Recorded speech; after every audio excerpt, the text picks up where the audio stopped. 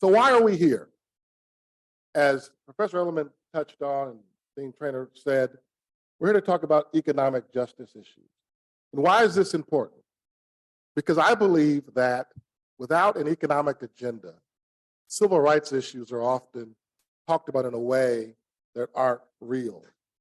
Put another way, a civil rights agenda without an economic agenda is like trying to clap with one hand. And so this bar year, our section has been focused on trying to lift up and elevate the economic justice questions in the broader civil rights agenda. And so when we talk about women's reproductive rights, when we talk about police reform, when we talk about voting rights, when we talk about immigration policy, housing, education reform, criminal justice reform, all of these issues have an economic justice component to it. For example, when we talk about voting rights, when people have to stand in long lines to vote in certain parts of the country, some people can't stand in long lines all day because they've got these things called jobs. Economic justice question. So they can't afford to take off from work to be in line for 5 or 6 hours to vote. Those are the issues that we've been bringing up and trying to highlight this year. And that's why I am so excited that our keynote address this morning is a champion of civil rights and social justice. Professor Elliman touched on the ABA, our section, being the conscience of the American bar. Well, Congressman Al Green has been a conscience in Congress, and he's a member of the Congressional Black Caucus that historically has been called the conscience of the Congress. And I want you don't know this about me, Congressman Green, but you stand in the legacy of my wife's grandfather, Bill Clay. Bill Clay was one of the founders of the Congressional Black Caucus, and people like Bill Clay, Lou Stokes, Shirley Chisholm, and of course your homegirl from your state, Barbara Jordan, not a founder, but a member of Congress back in the 70s and 80s, who were leading the fight to expand rights for all Americans. Al Green stands in that great tradition. So with no further ado, please welcome the Congressman from Texas, the Honorable Al Green.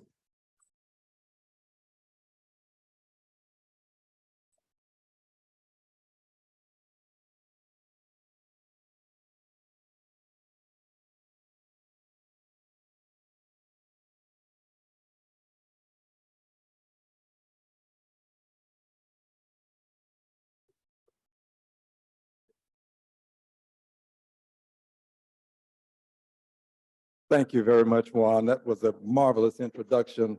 Would you kindly join me in giving Juan a very special expression of appreciation? Thank you so much. Thank you. Thank you. If I may, after such an introduction, I think I should remind you that introductory remarks are best approximately correct. This is best explained by the introduction of two persons at a dais. And after the introduction, one looked at the other and said, "So you're the Mr. Smith who made $1 million in oil in Texas recently?" And he said, "Well, that's approximately correct. However, it wasn't in Texas, it was in Louisiana. It wasn't in oil, it was in lumber. It wasn't $1 million, it was 3. And it wasn't made, it was lost."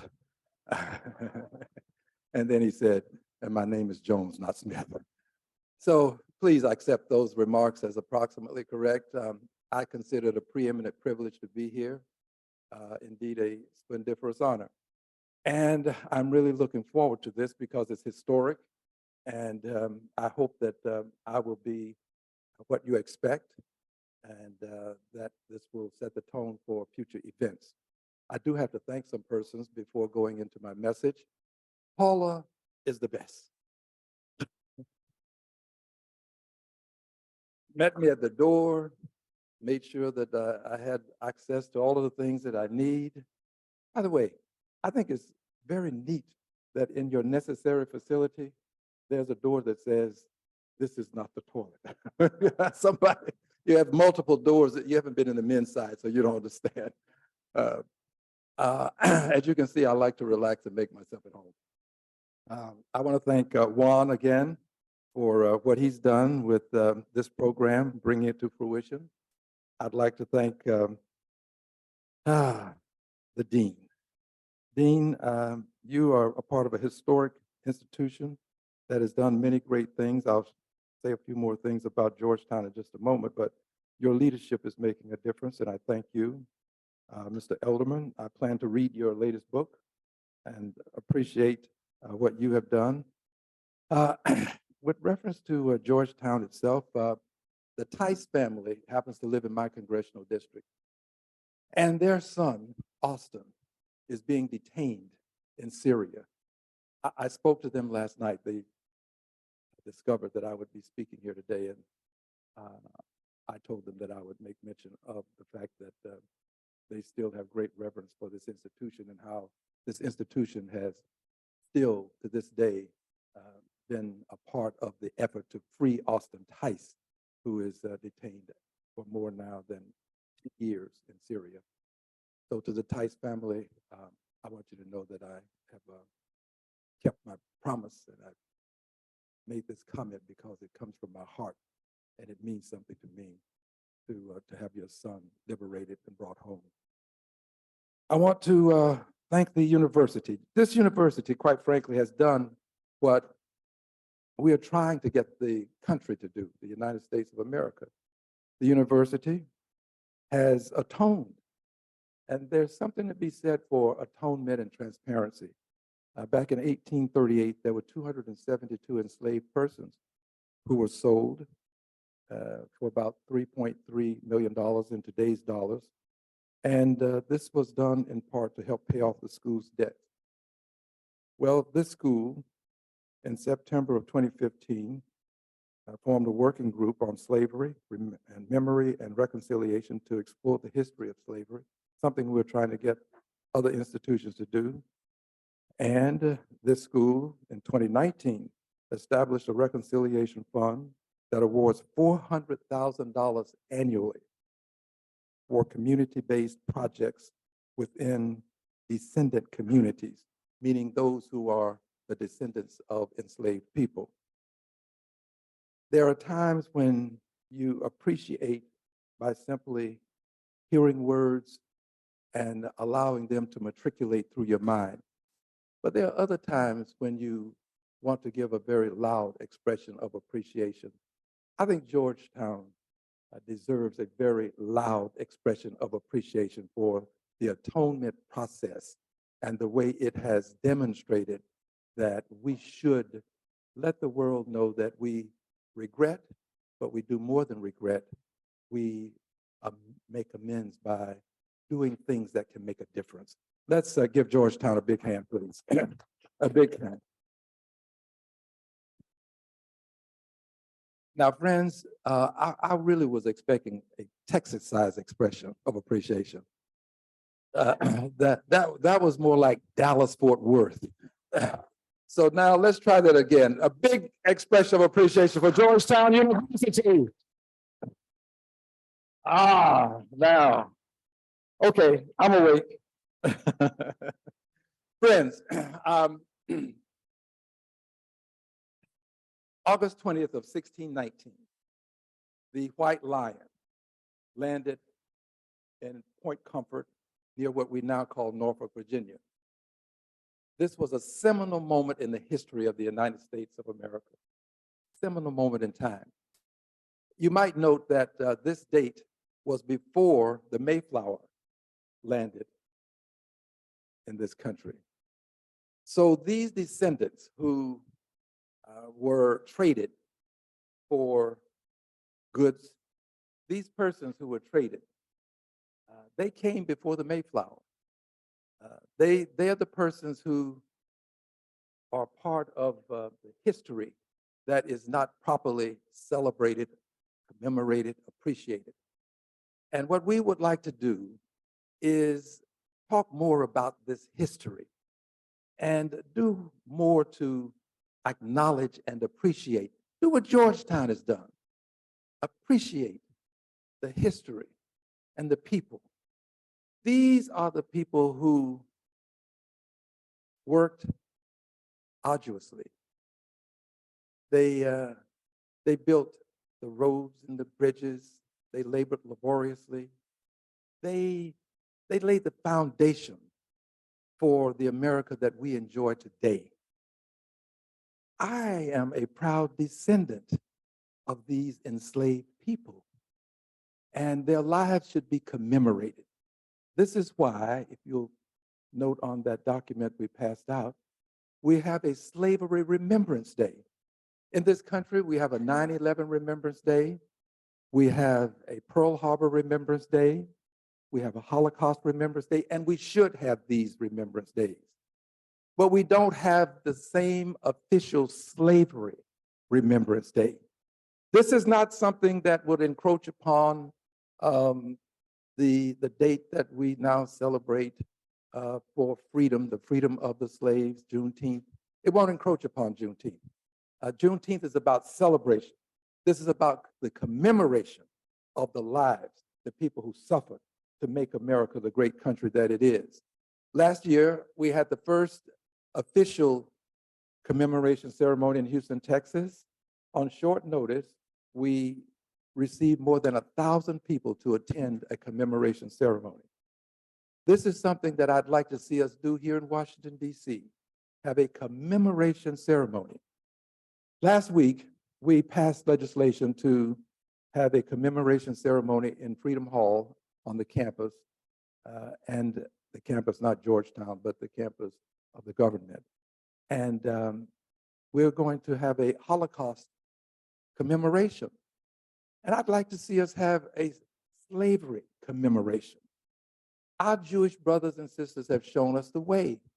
Georgetown has demonstrated how it can be done.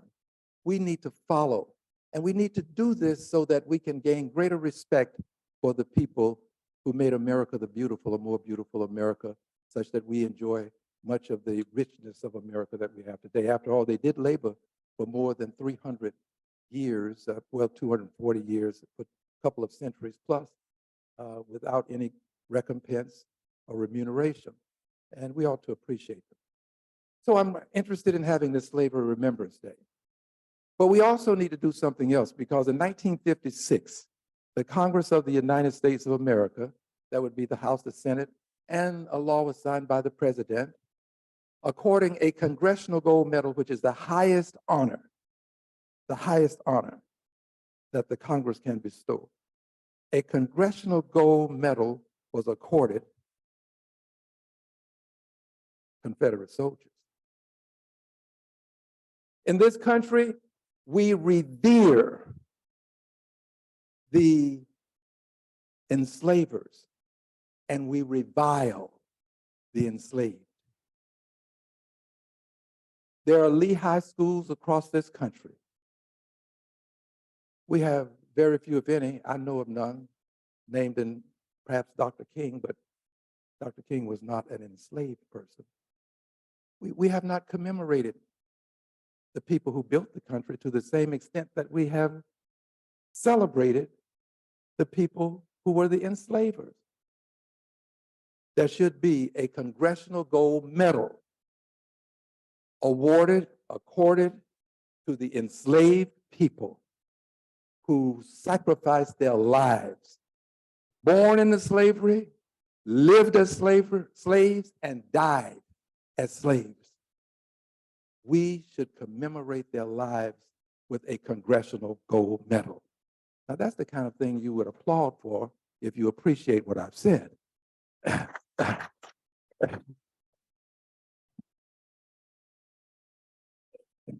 Seriously, we cannot escape the history that has made the country great. In Texas, there is a law that defines what you can say about slavery. Literally, there's an effort now to erase history. There's a law. And in Texas, there was a movement to rename slavery. It was going to become involuntary relocation. Involuntary relocation. Seriously. We owe it to ourselves to make this change, to commemorate these lives. Now, I'm going to move expeditiously, but I have to take a moment and say this. Remember the 5 officers or so that beat the man to death? I won't get into their names, but there's so many incidents, you probably can't focus on just one. But I have a contention. It's my belief the man was black, so were the officers. It's my belief that if the victim had been white, Anglo, of European ancestry, they wouldn't have done it. We respect white lives. We do. Black people are taught to respect white lives. We don't give the same level of respect to black lives. This is why I have no reservation, hesitation, or equivocation when it comes to saying Black Lives Matter. Because they do. And we don't respect black lives. If we do these 2 things, this will help us move toward that day when black lives will have the same level of respect as white lives. It's my belief that we have to respect black lives by not allowing ourselves to recognize institutions that demean and depreciate black lives. The Senate Russell Office Building, named after Richard Russell. Richard Russell fought civil rights laws. Richard Russell was one of the co-authors of the Southern Manifesto. Richard Russell opposed anti-lynching legislation. Richard Russell was a self-proclaimed white supremacist. Why would Richard Russell's name be on a Senate office building? It's disrespectful. I don't go into the Russell Senate office building. I have enough respect for myself. I don't go in. I'm a one-person protest.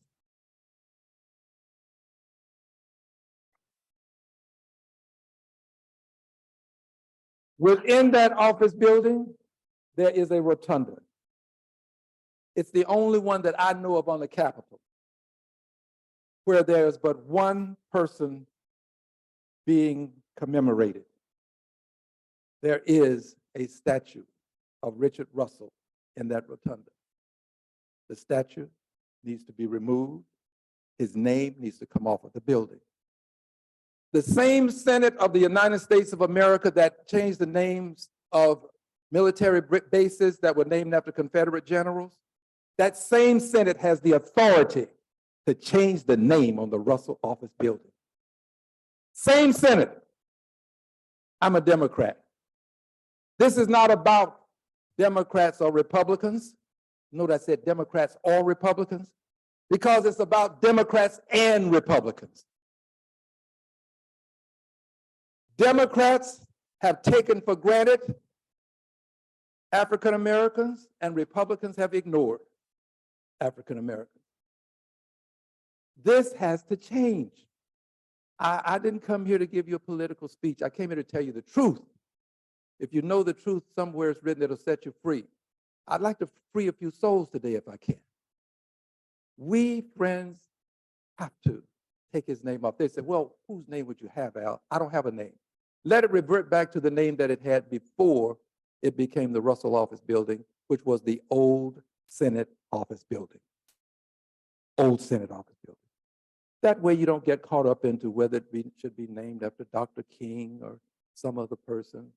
You can take ad infinitum to change the name again if you like. Next point quickly.